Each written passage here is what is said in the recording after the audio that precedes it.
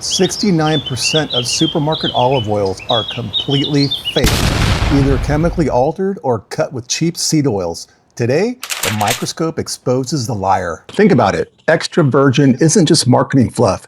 It's a strict legal standard. No heat, no chemical refining, pure fruit juice. But because real EVOO is expensive to make, food fraud is a massive multi-billion-dollar industry. So let's meet our suspects. First up, California olive ranch. Single origin, grown and cold pressed right here in California. This is our gold standard today, guys. If an oil is pure, it should look like this under the lens. Next is Bertolli, 160 years of Italiano heritage on the front, but read the fine print on the back. A massive blend of olives from Spain, Italy, Greece, and Tunisia. When you mix crops from 4 different countries, things get messy. And finally, great value by Walmart, the budget option. Everyone assumes the cheapest bottle is the one cutting corners. Let's see if the microscope agrees. Okay, I'm mixing this up. You guys have no idea what's on sample A, sample B, and sample C. Here comes the cover slips on A and B and finally C, and we're good to go. Let's go. First up is sample A. Put this on the stage, lock it in, and let's go to the eyepiece and check this out. All right, we are rolling on the sample A right out of the gate at 40 times magnification. You can see how pristine the lipid field is. Looking right there, tracking across the lens, that's a thin strand. It's not plastic or synthetic. That's a natural cellulose microfiber from the olive plant itself.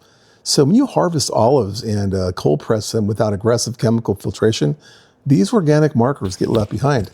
This is what you want to see. It's unedited nature. So let's step up to 100 times magnification. So now the fluid dynamics change. You see those larger, clear, spherical rings? Those are the actual lipid droplets, perfectly uniform, holding their structural shape under the light transmission. So notice how they aren't bleeding into a chaotic mess. Interspersed between them are tight little clusters of organic microsediment. The oil behaves like a natural suspension carrying microparticles of pulp and fruit wax. So now we push into 400 times and look at the difference. The background isn't just an empty, dead liquid field anymore. It's an absolutely packed with microscopic activity. Those thousands of tiny fluttering dark points, that's a dense microparticulate suspended perfectly inside the oil matrix. If this oil had been heavily heat treated, chemically refined, or cut with highly processed seed oils, this field would be completely hollow and dead. But here, the plant cells and raw particulate matter are preserved. So finally, we're going to the absolute limit at 1,000 times magnification. If you look closely at these individual cell structures and the shard-like fragments floating through the frame, the microdroplet distribution is tight, organized, and perfectly consistent. The pulp fragments are sharp and unmarred. Evidence A passes with flying colors, but which one is this? Let's see if the other samples hold up. Okay, putting sample B on the stage here and lock it in for you guys. And let's go take a look and see what this is all about. All right, clearing the stage. Let's bring in sample B and starter pass at 40 times. And right away, the contrast is night and day compared to our first sample. Look at how translucent and barren this field is. We don't see those natural sweeping cellulose fibers tracking across the screen. The fluid looks almost entirely stripped. When an oil undergoes aggressive industrial scale processing, or heavy filtration, this is the first thing you notice. The natural physical markers of the olive are just gone. So let's push this to 100 times. In our first sample, this is where we saw the dense, beautiful clusters of organic microsediment and perfectly uniform lipid rings. Here, it is noticeably hollow. Pretty boring. You can see a few scattered irregular shapes suspended in the fluid, but it lacks that thick, natural suspension of fruit wax and pulp. It looks incredibly sterile. If a label is claiming to be unrefined, first cold-pressed oil, a sterile field like this is a massive red flag. So moving to 400 times, and it's a ghost town. Look at the background matrix. Instead of being packed with thousands of tiny fluttering plant cells, we have a vast, empty expanse. So when commercial brands blend olives from 3 or 4 different countries, they have to standardize the flavor profile. To do that, they have to filter the absolute life out of the oil.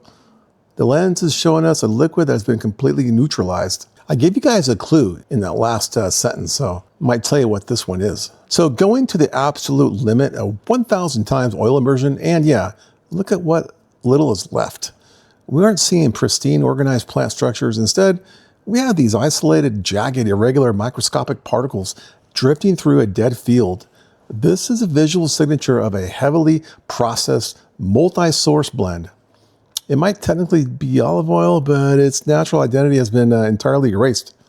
So sample B is definitely hiding something. Let's see what sample C brings to the table. Okay, so here's our final suspect, sample C. Starting out 40 times magnification, and right away, this is an interesting field. It's not the complete ghost town we saw in sample B, but it's vastly different from sample A. Look at those large irregular lipid pools and that long distinct fiber stretching across the screen.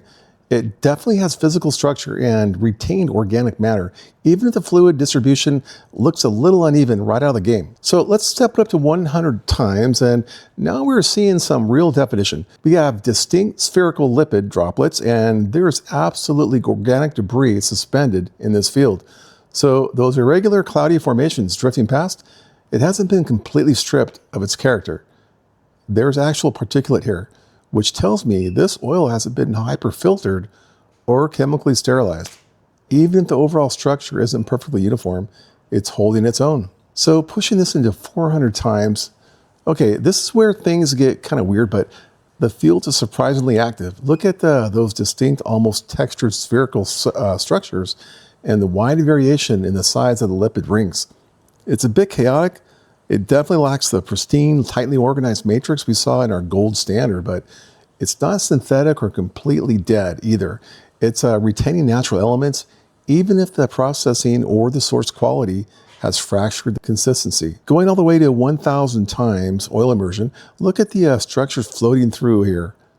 We have isolated microparticulates and fragmented plant cells. It's not the tightly organized pure raw fruit juice profile of a premium unrefined extra virgin oil, but it is absolutely not the barren wasteland of sample B.